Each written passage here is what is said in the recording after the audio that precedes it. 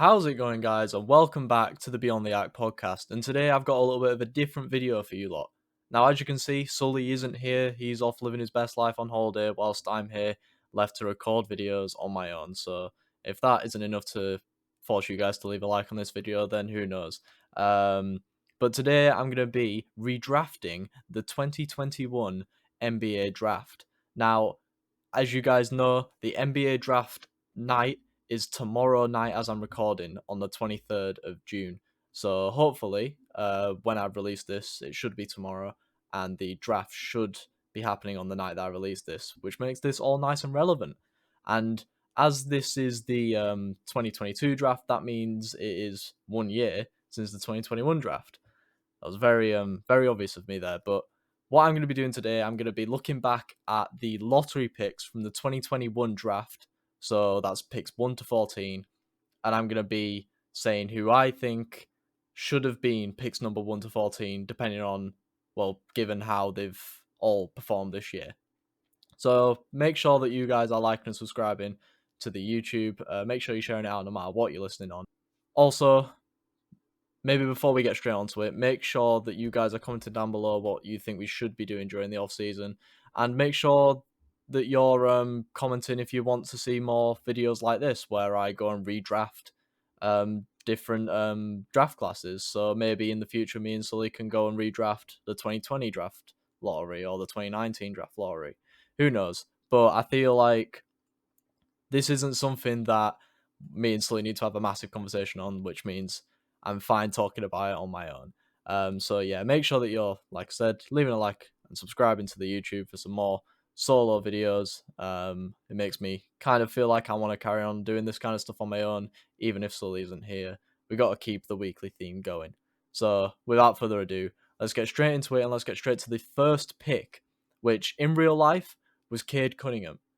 And, well, this is the only time that this is going to happen, but I am also picking Cade Cunningham number 1.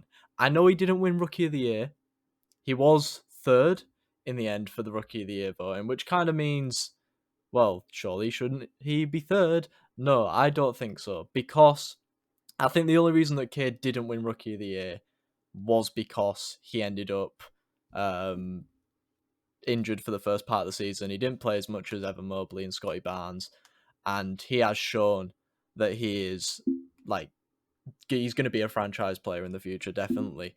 With a couple of triple doubles and a few high scoring games against the likes of Brooklyn, Denver, and Utah. But yeah, he ended up finishing the season with 17 points per game, about 5 rebounds a game, and about 5 assists per game, and that was only in about 50 odd games. So I think when it comes to it, if Cade hadn't been injured for the first half of the season and he ended up playing around about 60, 70 games like Mobley and Barnes did, there is no doubt that he'd have won Rookie of the Year. So I feel like Detroit were right in drafting him number 1. He has franchise player written all over him, and I feel like they've got a good rock to build around, a good young point guard to build around who can share the ball and is fearless in shooting. You know, as he goes through the years and he becomes more of an established player in the NBA, he'll start getting more calls for some of the fouls that he actually didn't come up with this year, if that makes any sense. And yeah, I feel like he is going to be the best player in this draft class. No doubt about it. The second pick in real life was Jalen Green. And I haven't said that I should pick Jalen Green number 2. Instead, I'm going with Evan Mobley at number 2. The person who finished second in Rookie of the Year voting. So yeah, the Rookie of the Year, I don't even think is a top 2 player in this draft class. Evan Mobley, let's be honest, no one was expecting Cleveland to do so well this year in the playoffs. Well, they didn't get to the playoffs, but in the regular season, they did so well. And I think everyone was expecting them to be a lottery team again, but they stuck around there, and I feel like they were pretty unlucky to not finish in 6th. And even when they finished 7th, people were saying, well, they probably should be getting in the playoffs, but in the end, it ultimately didn't work out for them. And I feel like that's not a bad thing for Cleveland. I feel like, given the start of the season, when nobody was expecting them to finish in the top 8, me and Sully, I remember we said that they'd finish 13th and 15th. So I feel it's definitely a great season for Cleveland, and Evan Mobley is one of the main reasons why that's happened. He had 22 games with 10 plus rebounds, and as a rookie, Coming into the rotation, especially with the likes of Jarrett Allen already on the team, getting that many rebounds is definitely something to be proud of. And even when Jarrett Allen ended up going down with injury, Evan Mobley stepped up in that center position. He pulled through, and he ended up with 15 points per game and 8 rebounds per game, and a couple of 30 pieces too. So Evan Mobley, I feel he is the future of the Cleveland Cavaliers. Him and Jarrett Allen, that's going to be such an OP front court in the future. These two, they know what they're doing. They know their jobs. Their job is to grab rebounds and score in the paint. And I feel like Evan Mobley has already shown that he's capable of that. And I feel like in the end, he is going to be one of the best power forwards in NBA history. That might be a hot take, but who knows? We'll move on to number 3. We'll talk about Jalen Green a little bit later because I'm going to draft him. He was number 2 and he did end up having a decent end of the season. But moving on to number 3, which was Evan Mobley's pick, we're finally getting around to the Rookie of the Year, which is Scotty Barnes. Now, I feel Scotty Barnes and Evan Mobley had very similar seasons. You know, Evan Mobley ended up with 15 points per game and 8 rebounds per game. Scotty Barnes ended up with 15 points per game and 7 rebounds per game. These two are pretty interchangeable. And I feel like it was really a toss of the coin as to who won Rookie of the Year. I feel like Scotty Barnes was on a team that ended up in the playoffs this year. And I feel like that is the main reason why he won Rookie of the Year. Not through the fact that he played more games, because he only really played about 6-7 more games than Evan Mobley. So I feel like Scotty Barnes maybe deserved of Rookie of the Year. I personally feel like he will end up being just about top 3 in this draft class. I do feel like Cade and Evan are better. Again, don't shoot me on that, Toronto fans. I just feel like given Toronto's power that they had, they probably shouldn't have been a lottery team last year at all. And I feel like Scotty Barnes has obviously come in and made that team better, which I guess is more credit on him, I believe, because obviously, like I said, they already had good forwards and good centers. So I feel to be able to break into that starting 5 almost immediately and show that you belong in that system, show you belong in the league at a top team, I feel like, yeah, definitely. He is definitely one of the top 3 players in this draft class, especially when people were looking at the playoffs. And I feel like some people were thinking maybe if Scotty Barnes had been 100% through that Philly series, then there's potential that Toronto could have caused the upset on Philadelphia. So yeah, Scotty Barnes, I personally feel like moves up from that number 4 pick to that number 3 pick, in my opinion. We'll move on to number 4, and number 4 is Scotty Barnes, which was the draft in real life. I have put Jalen Green there, and yeah, so I hadn't dropped him too far down. He was number 2 pick, and he has dropped down to number 4. I think he is the best shooter in this draft class, and will be miles ahead of anyone else in this draft class when it comes to shooting the ball. It's just he had that awful start to this season. And yeah, I feel like you can't really come back from that. Cade Cunningham didn't win Rookie of the Year because he was injured for the first part of the season. Jalen Green was playing like he was injured for the first part of the season. Yeah, I feel Green has the potential to be Steph Curry potential levels of shooting. Maybe not Steph Curry, actually, but maybe like a Dame Lillard potential. You know, knock down 3, can drive in, finish anywhere. And that was shown throughout the final part of the season when he ended up with, I think, 6 30-point games in the last 7 games, including 41 points against Atlanta on the final game. And if that doesn't show that he is someone that you need to be looking out for on the scouting report in future years as someone who can score that basketball, then I don't know what does. So I feel like Jalen Green, he had that poor start to the season, but he did end up finishing with 17 points, 3 rebounds, and 2 assists. Obviously, the lack of assists is a bit of an issue from the guard spot, but I feel like with Kevin Porter Jr. next to him, who's kind of, progressing a little bit in his assist game, I feel like that doesn't really matter as much. So yeah, I think Jalen Green is an amazing shooter, and especially with Christian Wood leaving this off season, then Jalen Green is going to be the main guy to shoot that ball next year, and I think he's going to average potentially 20 points a game next year. And yeah, so we'll just move straight on to the 5th pick, which in real life was Jalen Suggs from the Orlando Magic. I don't think Jalen Suggs had that good of a season. We'll talk about Jalen Suggs a little bit more later, but in my opinion, 5th pick, it has to be Josh Giddy. It has to be. I mean, I love this guy. I personally feel like he should be top 4, but I feel like I'll get slammed for putting him anywhere above 5th, because there are just 4 clear good players in this draft class that are going to be the franchise players potentially of a team soon. And Josh Giddy, I feel like, might not be a franchise player, but I don't think that matters because genuinely he has it all: points, assists, rebounds. He is like a little Luka Doncic, a little Ben Simmons. You know, he can have potential to like just average 10 across the board, like a Draymond Green kind of player. He's the motor that will make your team run. You won't rely on him to score the ball every single night, and I feel like he isn't as aggressive, and I feel like he could be a little bit more, but let's be honest, when you're averaging 12 points, 7 rebounds, and 6 assists a game in your rookie year, like you're halfway to averaging a triple double in your rookie year. That's not something that can go under the radar. And Oklahoma City, they might be a poor team now, but they do have the future. Shai Gilgeous-Alexander, Lou Dort, great defender, Josh Giddy. They have that little core that can blossom into something amazing in the next few years. So yeah, definitely Josh Giddy at number 5 because, and in the end that is him moving up because he was number 6 in real life. And instead, I have drafted Franz Wagner, number 6. He ended up in the All-NBA rookie year first team. I feel like Josh Giddy should have been in there instead of in the second team, but I think Franz Wagner, he definitely has shown that he can be such a reliable offensive player for Orlando. In the end, Orlando did draft Jalen Suggs before Franz Wagner. Maybe they should have been the other way around, you know what I'm saying? Franz Wagner, he was a little bit inconsistent at times when shooting the ball, but he has shown that he can explode.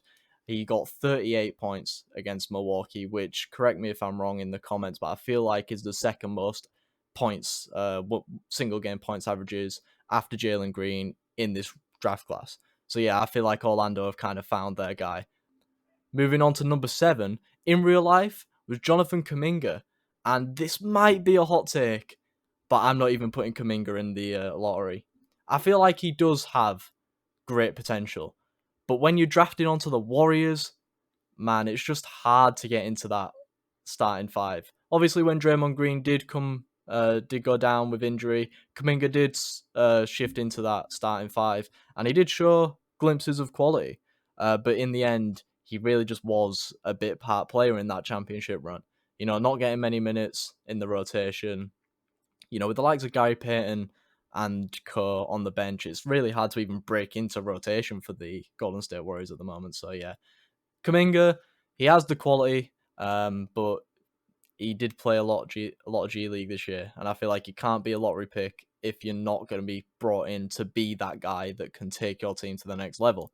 So instead, at number 7, I have gone, and this might also be a hot take, but I guess he did end up getting All NBA Rookie Year second team, so maybe it's not as much of a hot take. But I have put in second rounder, 35th pick, Herb Jones into the pick number 7.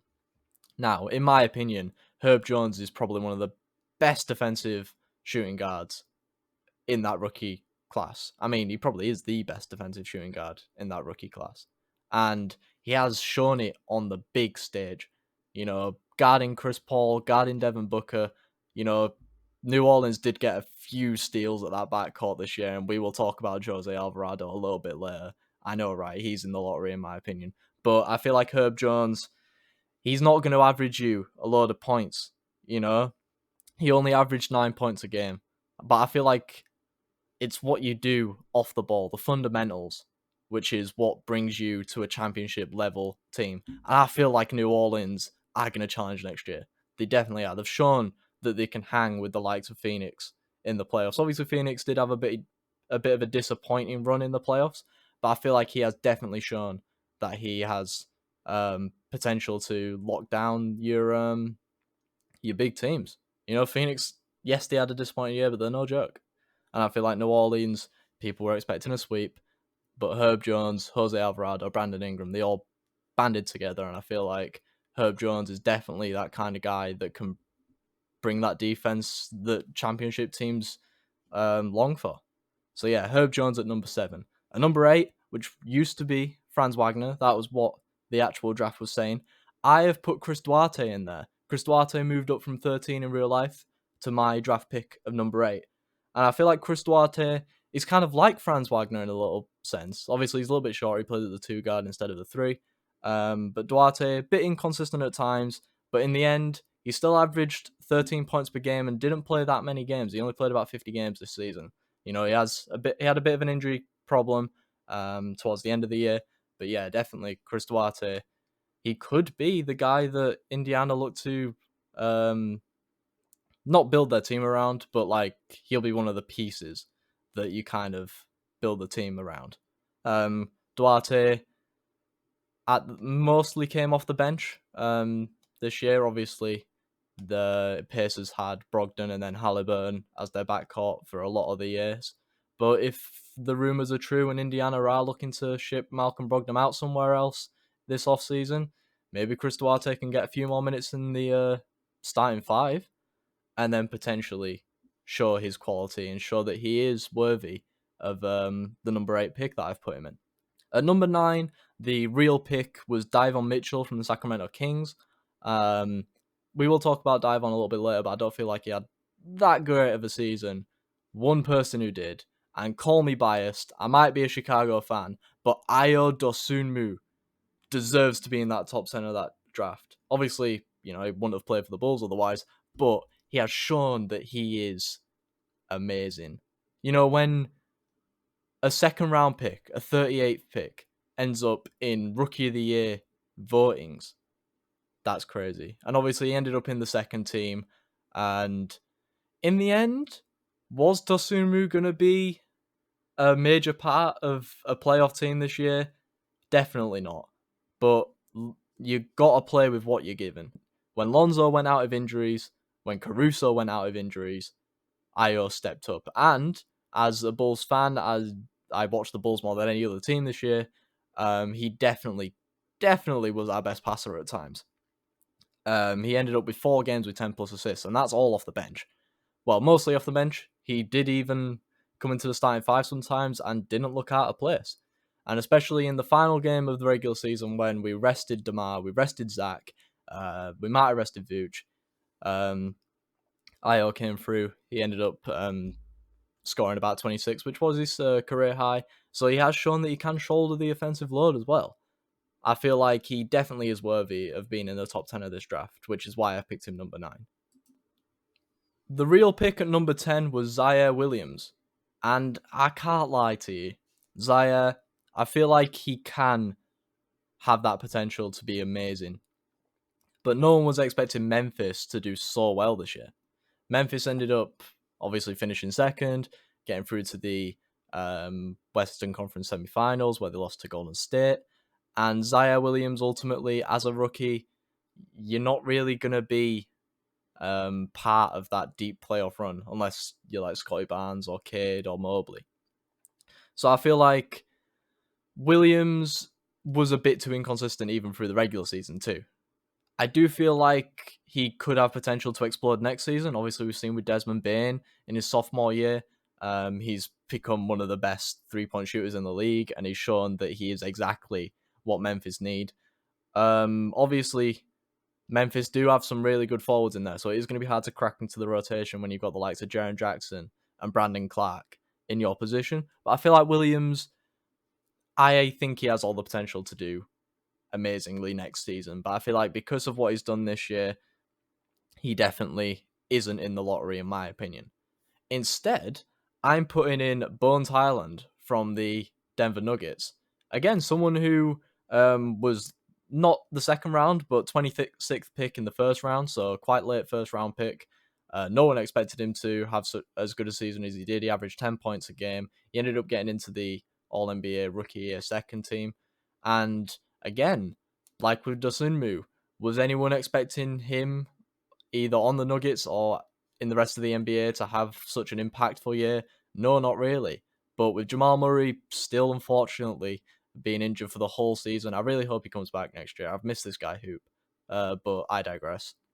With Monte Morris going into the starting five in place of Jamal Murray, Highland was the guy off the bench at the point guard position.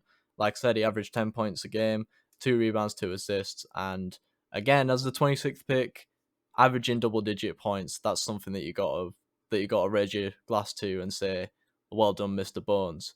That's a great nickname. I really like that nickname. So yeah, I feel like for his nickname alone, he has to be in that top 10. But he obviously had such a good season as well that, yes, Bones Highland, top 10 in my opinion. Let me know what you guys think about that in the comments.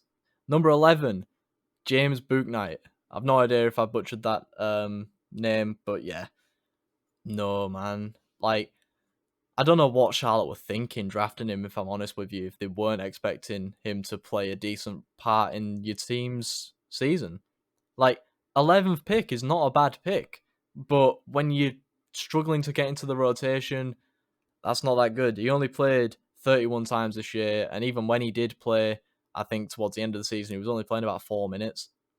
So yeah, I mean, Boot Knight, he's definitely the flop of the draft class in my opinion. And yeah, he's definitely not in my lottery picks. Instead, Jalen Suggs is who I've put there. Now, Jalen Suggs was the 5th pick. Like I said, I think he's the person who's dropped the most but has still stayed in my lottery. Obviously, you got the likes of Boot Knight and Kuminga, who just dropped out of the lottery altogether. But I feel like Suggs, he does have the potential, but didn't play enough. Injury-stricken year. He only played 48 times this year, which is just over half the season. I feel like you can't really judge a player based off of only playing 48 times, but you also equally can't put him in the top 5. So I feel like 11th is just about fine for him. He did end up with 4 20-point games, and he ended up with averaging 11 points, 4 rebounds, 3 assists. So 11 points across 48 games. It's not top 5 worthy, as well, that's what he was drafted properly. But I do feel like maybe an 11th pick, and hopefully next season he can get over his injury problems and actually average some decent points. In the 12th pick in real life was Joshua Primo, and I said James Bouknight might have been the flop of the draft. Primo might have been too. I mean, I don't watch much San Antonio basketball, but Primo only played 50 times. He had a few injuries and also just struggled to get into the rotation. Ended up averaging 5 points per game, which is a shooting guard.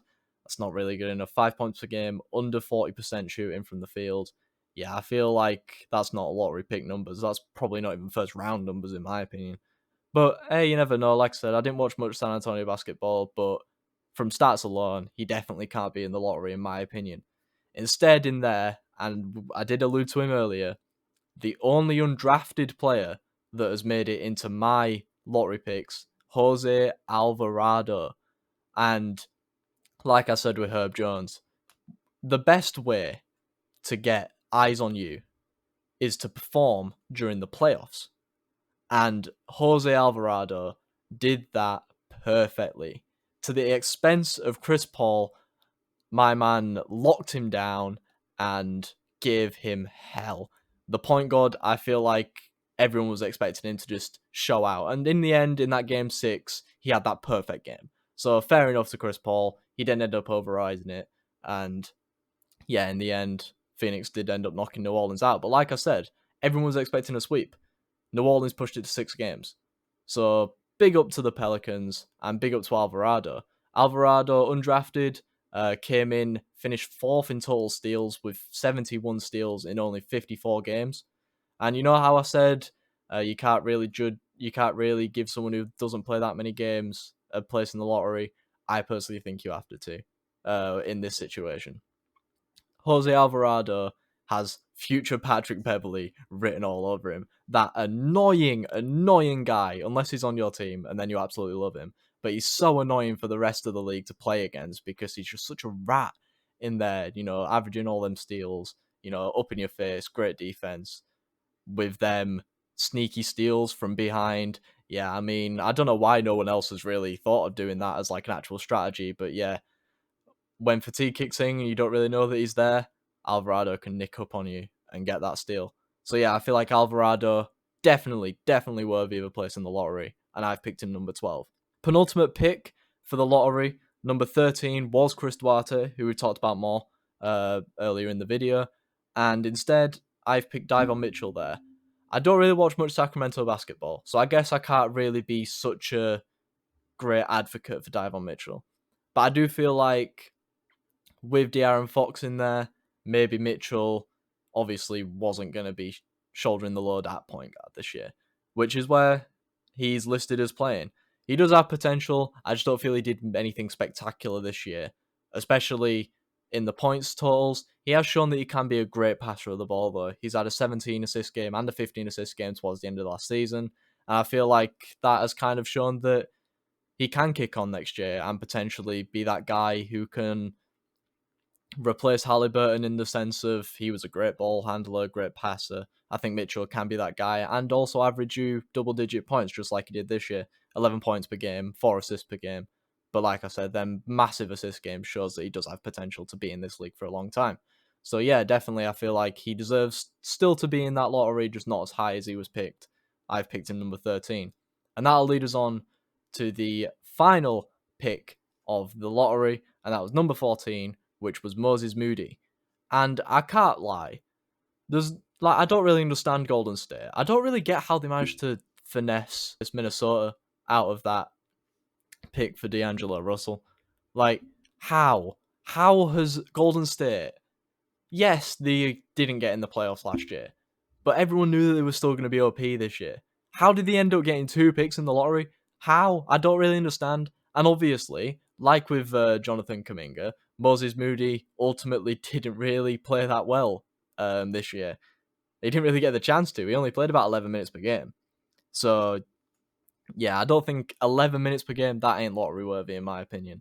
I feel like, yes, he does have that potential, and obviously when Klay Thompson ends up retiring, Moody is going to probably get more game time.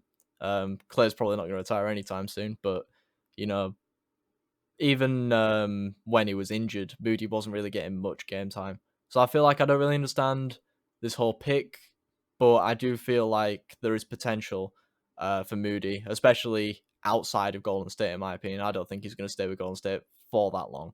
I think Golden State might trade him. Again, pin this. If this happens, I'm the greatest predictions master ever. Like, Sully, get in the bin because I am the best predictions master. But if Moody does end up staying with Golden State, I feel like he does have a decent position on the bench in the future. Just obviously this year he played a lot of G League, and when he did play in the NBA, he didn't play that much. So yeah, in my opinion, Moses Moody ain't worthy of a number 14. Instead, I've gone with potentially an outsider's pick. This could be another hot take.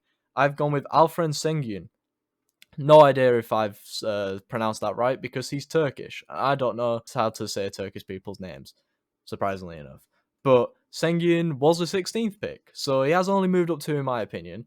And I feel like he does have that potential to be Houston's main guy at center, especially now that Christian Wood's gone. Sengun is going to be playing more minutes in the starting 5 this year, and he did end up doing well off the bench. He averaged around about 9 points a game with 5 rebounds and 2 assists, and don't let those 2 assists kind of deceive you there, because I feel like he is a decent passer of the ball. He did end up with a few games with 4, 5, 6 assists, and he ended up with 8 assists in one game. And I feel like as a center, a rookie center at that, that is a very good stat line to have in my opinion. And I feel like I said, with Christian Wood leaving, he's going to have that chance to have a bit of a breakout year in his second year. So yeah, I feel like he does deserve a place in that lottery pick. Final pick, 14. And that'll round out my redrafting the 2021 lottery. Now, obviously, I know I haven't really taken into account of what these teams needed. I haven't said who drafted who, other than the Golden State teams and that. But I feel like I don't really want to take into account what teams need.